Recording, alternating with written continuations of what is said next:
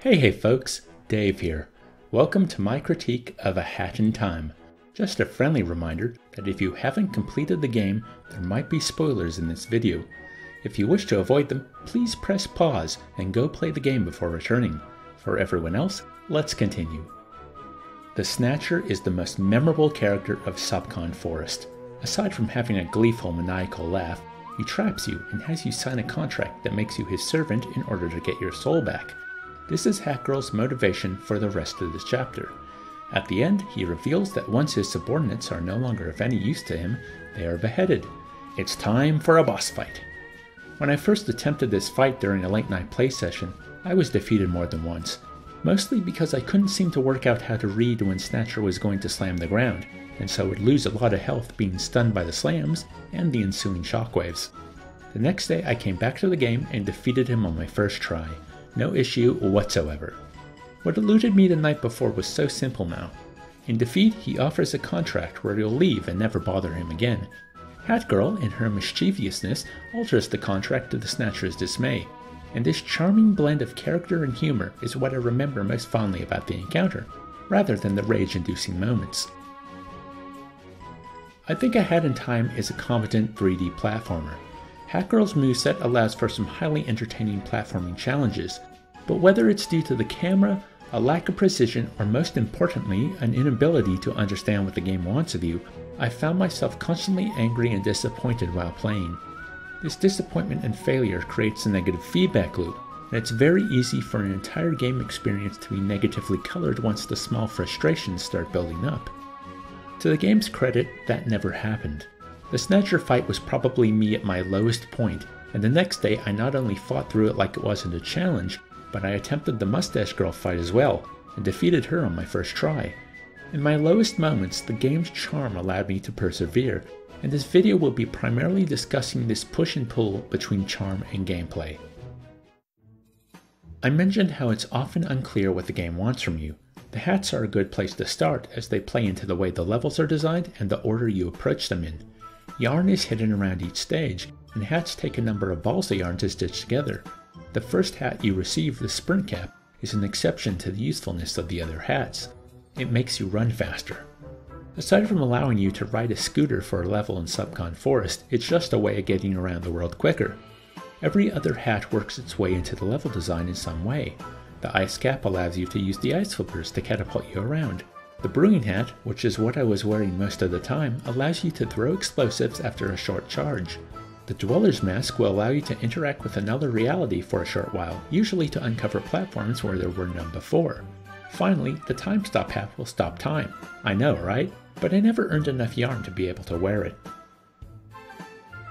While certain areas of a chapter, like the Alpine skyline, are locked off if you do not have the right hat, it is late enough in the game to assume that the player is at least close to being able to create one. Act 5 of Chapter 1 is missing because it requires the Time Stop Hat. This vexed me for the entire game as I wanted to complete the levels in order, and it felt wrong to move to Acts 6 and 7 without having played Act 5. A similar feeling happened with not having yet acquired the Hookshot badge in Chapter 3, or actually most of Chapter 3 itself. You unlock the acts of that chapter by falling into the Snatcher's traps, signing new contracts which open up the new acts. For the longest time I was searching for the last trap to open up Act 5. Maybe there's something about Act 5s in the game. They may be cursed. I eventually made the decision to overcome my annoyance and play stages out of order, but having to break the numbering system never sat right with me. This issue with the ordering of the levels is echoed in a problem I had with the platforming and the goals of certain stages, the uncertainty of what's coming next. This can be seen as one of the game's strengths. Each act is its own unique vision. The title cards always started me off in the best of moods, and just how much the game switches up what you're doing is quite remarkable, even in the same chapter. Two of the most memorable stages in my playthrough both came from Chapter 2, Battle of the Birds. Picture Perfect has you drumming up fan support, this goal regularly interrupted by Hat Girl getting her picture taken and an adorable Polaroid appearing on the screen. Then there's Murder on the Owl Express. I doubt I'm the only person who regards this as the best level in the game. You have to gather evidence to solve a murder while avoiding Secret Service spy crows and suspicious owl passengers. Whoever you select as the culprit at the end is the correct choice. You're filming a movie after all. The journey was what was important, and by journey, I mean all the great footage you provided for the conductor. On the micro level, things are different, and this is where I will talk about the platforming.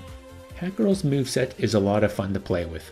The air dash makes movement a joy because alongside the expected double jump, a dash will give you a third jump to reach your destination if you've already exhausted your double. Combine this not only with ledge grabs and wall jumps, but the ability to run up a wall when hitting the side of a platform, and there's a lot of movement opportunities you have access to. The game takes full advantage of this. Yes, there are the optional time rift challenges that are built to test these skills more overtly, but I'm thinking of the long-form obstacle courses to acquire timepieces, like climbing the windmill in Alpine Skyline. The windmill made me realize just how much the air dash can betray you. That wonderful idea of running up a wall if you miss a ledge is nullified if you air dash into it. And this is my fault, as I got too comfortable with just air dashing everywhere, including situations where I did not need to. Most of my frustration with the platforming was misusing the dash and the consequences of that action. There was also a bit of misjudging the distance of a double jump.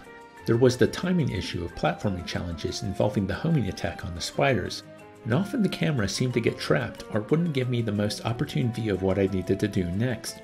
I often felt overwhelmed by my inability to adapt to what the game was throwing at me, even with all the tools at my disposal. I wonder if the charm is to blame. I would list the charm of A Hat in Time as its greatest asset.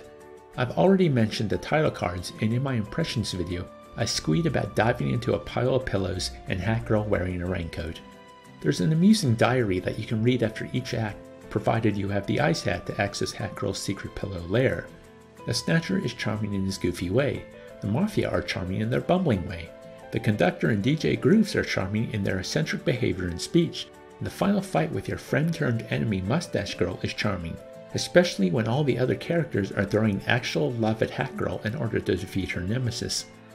That tear Hatgirl has in her eye at the very end I identified with, because for all my frustrations, it was this world and its characters that kept me going till the very end, and I too was sad to see them go.